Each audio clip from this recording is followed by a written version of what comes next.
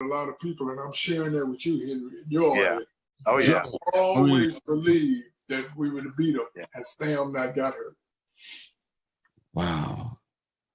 Jimmy, playing against Lou Alcindor, Kareem Abdul-Jabbar.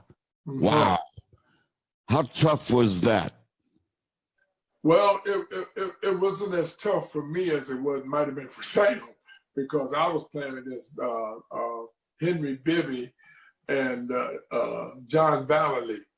And that wasn't so tough for me. For Sam, it was a lot tougher, although I will tell you, the first hook shot that Lou Alcindor took, Sam threw it about 5 rows up in the stand. And I think at that moment, Lou Alcindor knew that he wasn't going against the Powder Club. He knew that Sam Lacey came to play and could play. And so after that, he really put on his player's cap and played really well for the rest of the game. Wow.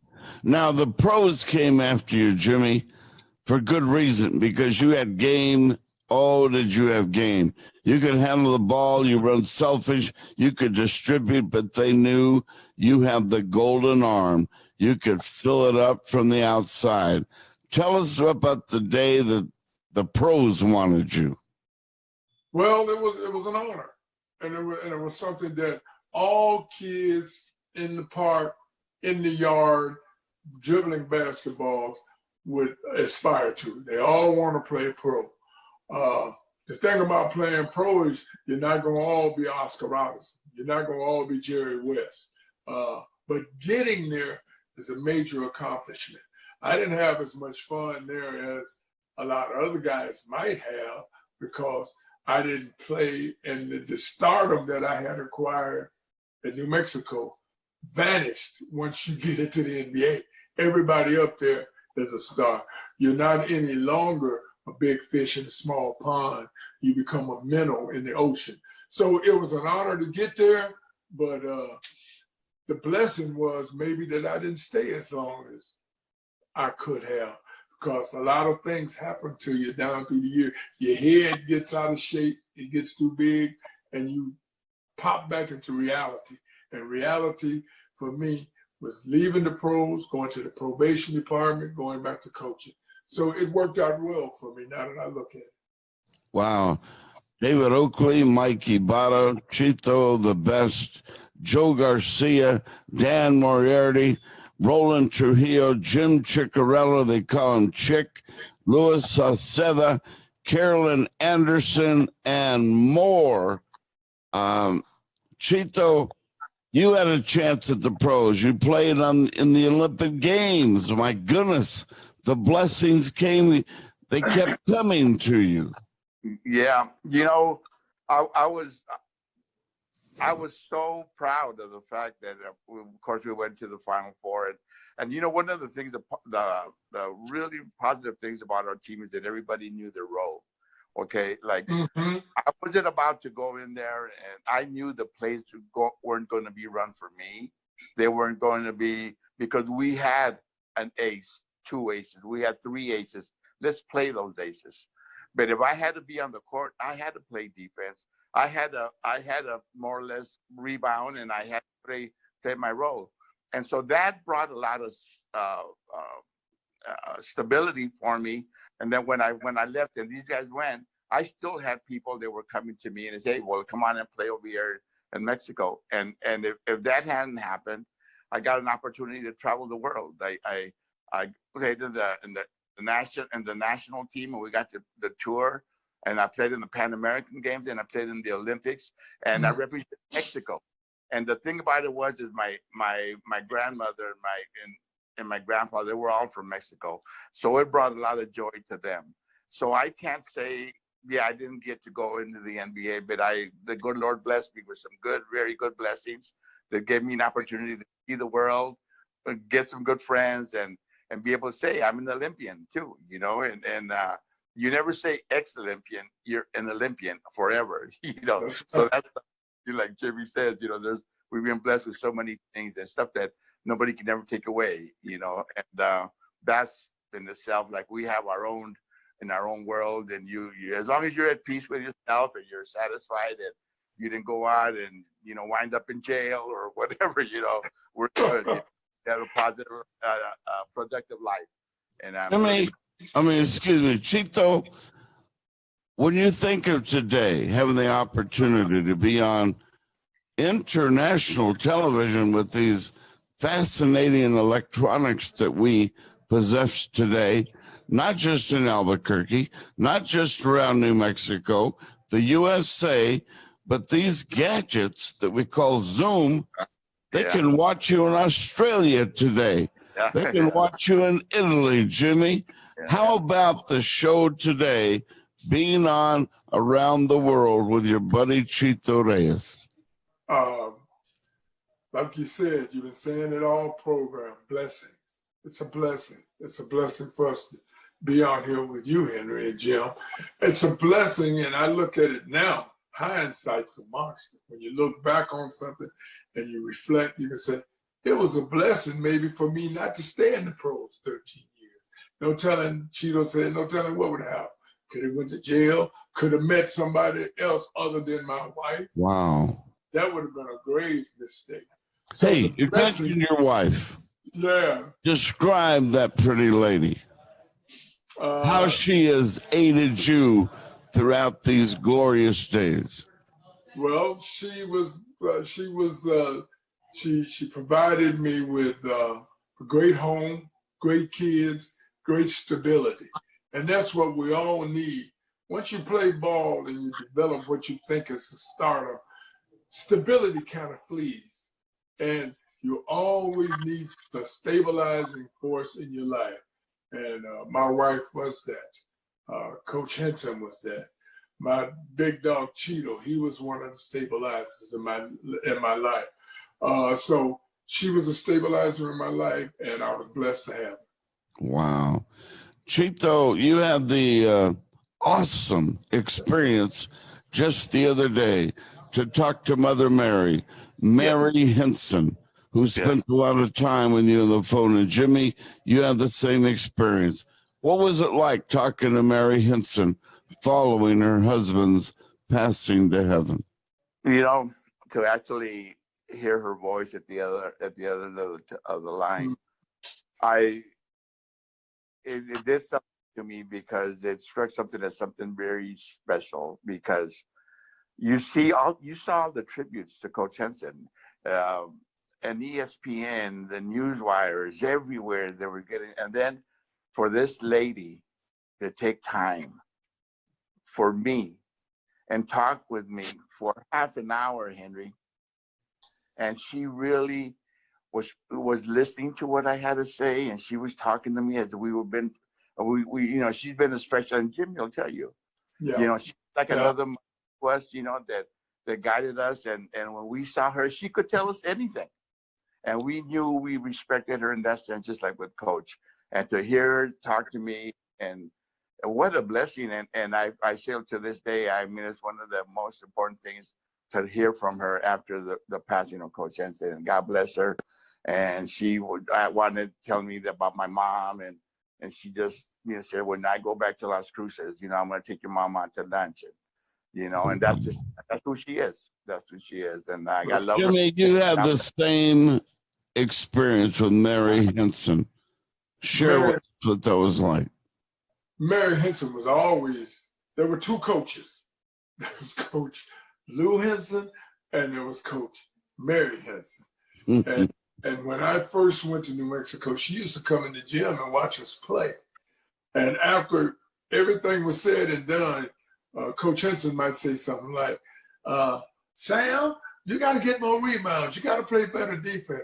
And she would hold her hand up and say, and Jimmy didn't pick up any loose balls. So she was always very much involved in everything that we did. And then if we went out to eat, she would say, she'd out-talk Coach Henson, because she always had the stats. The first thing she would look for was the stat sheet, and she'd tell you about what you did and what you didn't do, and then she would talk about your family. And when I was an assistant coach, she would always come into the house dropping off things, pumpkins, all kind of things that would help the family. So Mary Henson was as much a coach to us, maybe not so much because she never made us get on the baseline and run, but if you did something that you shouldn't do, you can bet your bottom dollar you would hear it from Mary. My goodness.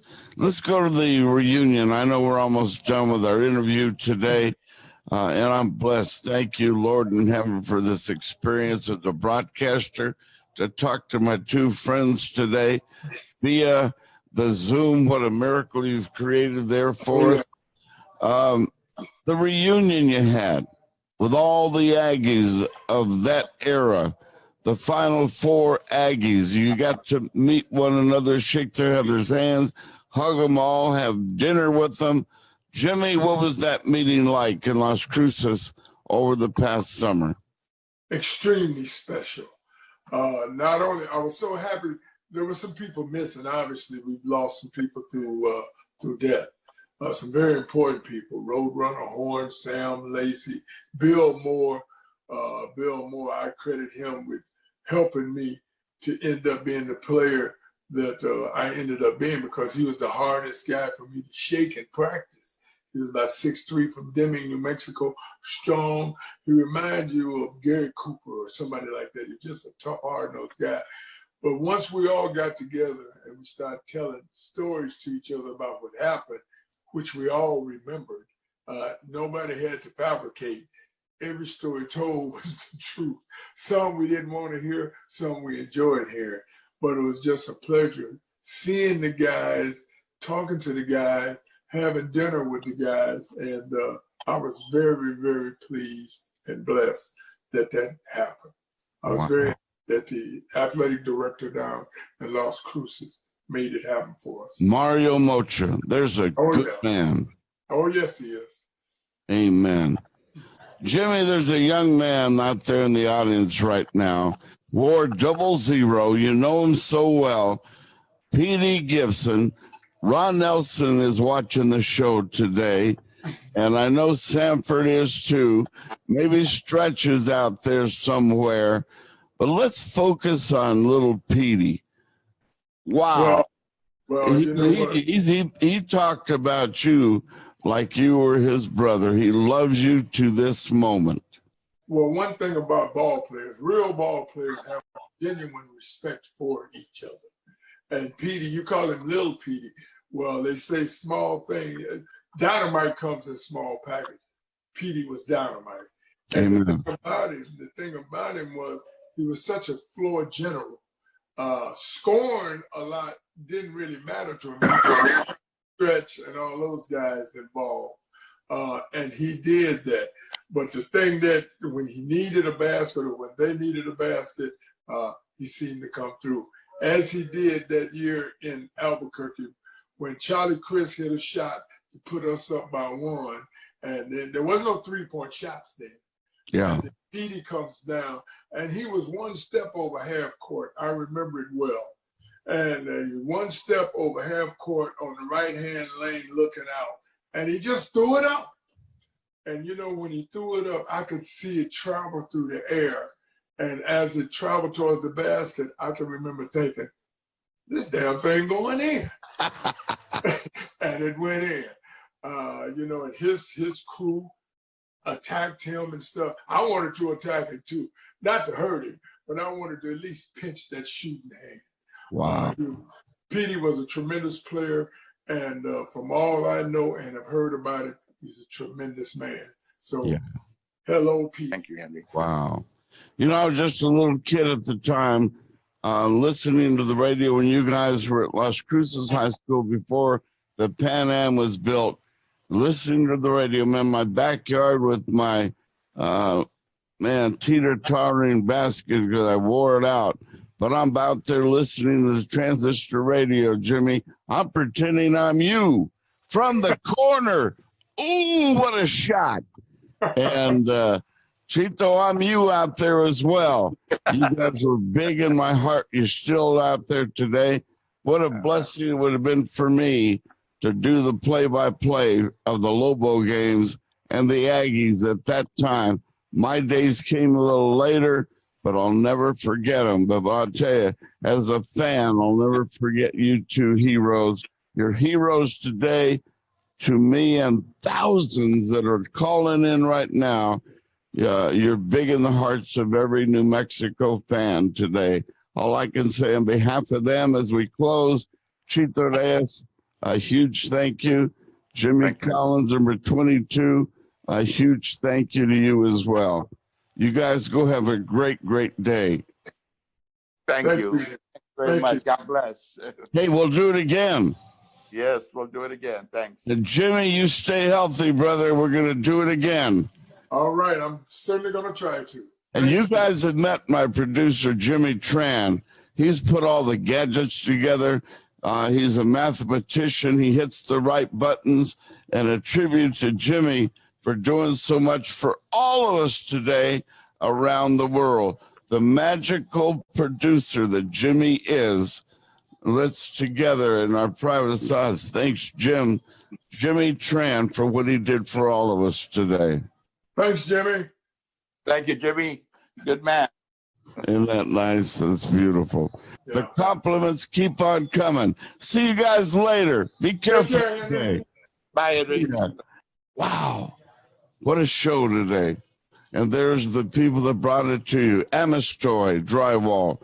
Pierre Amistoy and his great family put in that drywall out there. They've been the drywall leaders for centuries. They build beautiful homes. They can make your home look extra nice with the floors and the walls and just everything about their creativity. The hydro bar here with the most delicious water ever. Everguard Roofing, my goodness, are they good at what they do. Indigo Mortgage, Ben Lucero, born and raised in Titletown, USA, Las Cruces. Why he didn't become an Aggie is beyond me, but Missouri got him. And he came within an eyelanch of high jumping his way to the Olympic Games. Wow, what a great guy Ben Lucero is. We love him like a brother. The Canteen and Kevin will be coming out to see him in the very, very near future. And Action Compaction, Chuck Jackson, all that's iambic pentameter, because Chuck Jackson will take that big loader out there, put it in your front yard, and you want all the yard cleaned up. You put all the trash in the backyard and the side of the yard. You throw it in there. Chuck will bring it out to your home, and then it'll come and pick it up later, and your home is clean.